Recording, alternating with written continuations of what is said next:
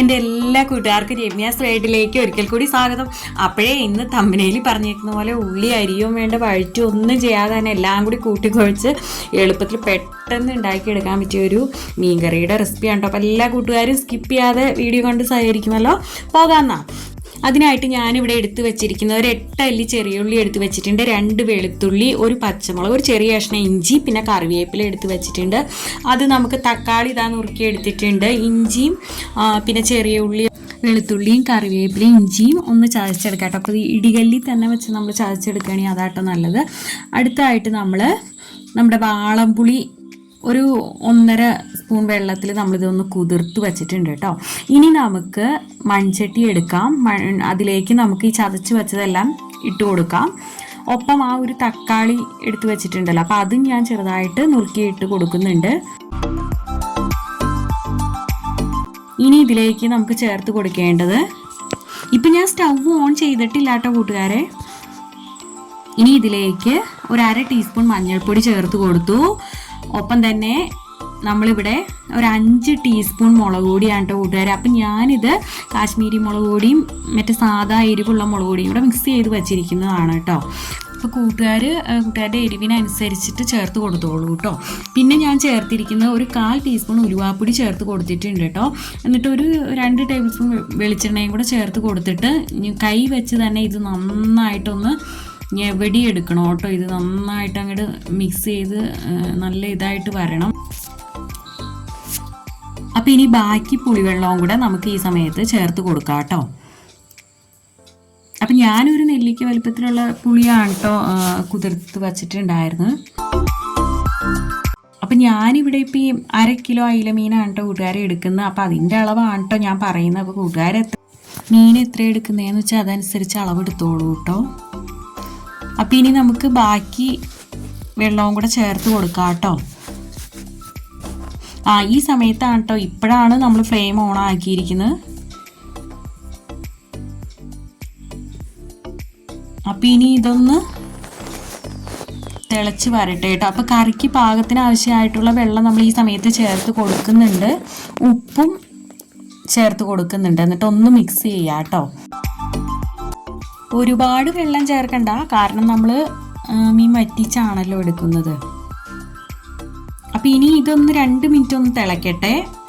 എന്നിട്ട് നമുക്ക് ഫ്ലെയിം തിളച്ച് കഴിയുമ്പോൾ നമുക്ക് ഫ്ലെയിം ലോ ടു മീഡിയം ആക്കിയിട്ട് ഒന്ന് അടച്ചു വെച്ച് കൊടുക്കാം കേട്ടോ.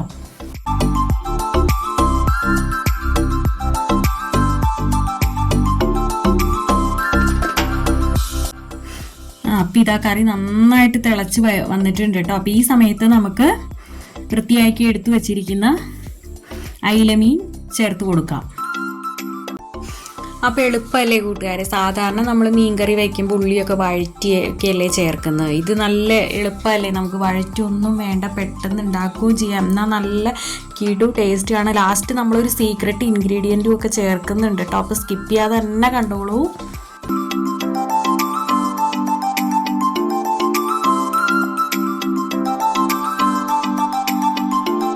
ഇതൊരു 10 മിനിറ്റ് കുക്ക് ചെയ്യാം കേട്ടോ കൂട്ടുകാരെ.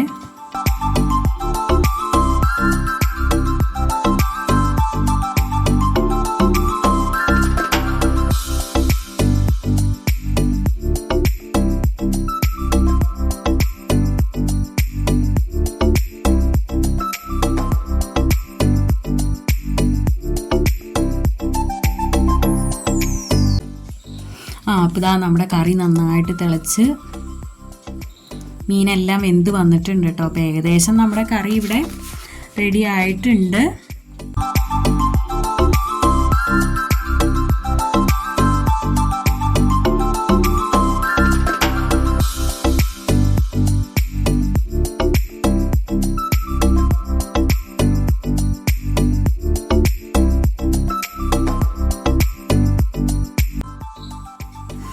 അപ്പം ഇനി ലാസ്റ്റ് നമ്മുടെ ഈ കറിക്ക് ടേസ്റ്റ് കൂട്ടാനുള്ള ഒരു സീക്രട്ടാണ് കേട്ടോ നമ്മളിവിടെ ചേർക്കുന്നത്. അതായത് ആ ഒരു പച്ചമുളക് എടുത്ത് വെച്ചിട്ടുണ്ടായിരുന്നല്ലോ, അത് നമ്മൾ ചതച്ച് ഈ കറിവേപ്പിലയും ചതച്ച് നമ്മൾ ഇതിലേക്ക് ചേർക്കുന്നുണ്ട്. ഒരു ടീസ്പൂൺ വെളിച്ചെണ്ണയും കൂടെ നമ്മൾ ഇതിലേക്ക് ചേർത്ത് കൊടുക്കുകയാണ് ലാസ്റ്റ്. അപ്പം ഇത് സ്കിപ്പ് ചെയ്യരുത് കേട്ടോ കൂട്ടുകാരെ. ഇതാണ് ഇതിൻ്റെ ഒരു ഹൈലൈറ്റ് എന്ന് തന്നെ പറയാം കേട്ടോ. അതായത് നമ്മുടെ ഈ കറിയുടെ ടേസ്റ്റ് കൂട്ടുന്ന ഒരു സീക്രട്ട് ടിപ്പാണെന്ന് തന്നെ പറയാം കേട്ടോ. അപ്പോൾ നമ്മളിതിൽ കടുക് താളിച്ചൊന്നും ചേർക്കുന്നില്ല. ഇങ്ങനെയാണ് നമ്മൾ ചെയ്യുന്നത്. ആ പച്ചമുളകും കറിവേപ്പിലയും നന്നായിട്ട് ചതച്ച് ഇതിലേക്ക് ഇടും. അതുപോലെ തന്നെ ഒരു നുള്ളു വെളിച്ചെണ്ണയും കൂടെ ചേർത്ത് കൊടുക്കും. എന്നിട്ട് ജസ്റ്റ് ഒന്ന് മിക്സ് ചെയ്താൽ മതി. എന്നിട്ട് നമുക്ക് ഇനി ഇതൊന്ന് അടച്ച് വെച്ച് കൊടുക്കാം കേട്ടോ. ഇത് ചേർത്തിട്ട് അപ്പോൾ തന്നെ 5 മിനിറ്റ് അടച്ച് വയ്ക്കുക. ഇനി ഇത് നമുക്ക് 5 മിനിറ്റ് കഴിയുമ്പോൾ തുറന്ന് നോക്കണ്ട കൂട്ടുകാരെ. അപ്പോൾ ഉള്ള ഒരു മണം ഉണ്ടല്ലോ കൂട്ടുകാരെ, എൻ്റെ പൊന്ന് സാറേ ചുറ്റുമുള്ളതൊന്നും കാണാൻ പറ്റില്ല എന്ന് പറഞ്ഞ അരി നമുക്കുണ്ടല്ലോ ഇതിൻ്റെ മണം അങ്ങോട്ട് മൂക്കിലടിക്കുമ്പോൾ ഉണ്ടല്ലോ ചൂട് കപ്പയുടെ കൂടെയും ചോറിൻ്റെ കൂടെയും ഒക്കെ കഴിക്കാൻ കിടു ടേസ്റ്റാണ് കൂട്ടുകാരെ. അത്രേ എനിക്ക് പറയാനുള്ളൂ. അപ്പോൾ എല്ലാ കൂട്ടുകാരും ഇതൊന്ന് ട്രൈ ചെയ്ത് നോക്കിയിട്ട് അഭിപ്രായം പറയാൻ മറക്കല്ലേ കേട്ടോ. അതുപോലെ ആദ്യമായിട്ടാണ് വീഡിയോ കാണുന്നതെന്നുണ്ടെങ്കിൽ എൻ്റെ ചാനലൊന്ന് സബ്സ്ക്രൈബ് ചെയ്യുക. കൂടാതെ സൈഡിൽ കാണുന്ന ബെല്ലൈക്കൺ കൂടി ക്ലിക്ക് ചെയ്യുകയാണെന്നുണ്ടെങ്കിൽ പുതിയ വീഡിയോസ് ഇടും നോട്ടിഫിക്കേഷൻ കിട്ടും കേട്ടോ. പുതിയ റെസിപ്പിയുമായിട്ട് വീണ്ടും കാണുന്നവരേക്കും tata bye bye. Thanks for watching.